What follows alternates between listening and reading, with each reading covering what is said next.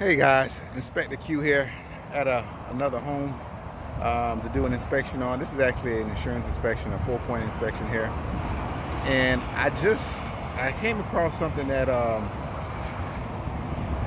is, I don't know how they even thought about installing this, but I'm gonna turn the camera around. It's an AC system, a package AC system on top of the roof, by the way, before I turn the camera around. Let me show it to you. So you put a package AC unit on top of a roof. I'm pretty sure this is not permitted. I'm pretty sure of that. And of course it's going to leak because of condensation that's over a period of time. Of course, of the heat and the cool air coming together, this condensation is going to happen, and it's just leaking on top of the roof. Look at that. Oh man, what in the jumping Jehoshaphat is this? What is this?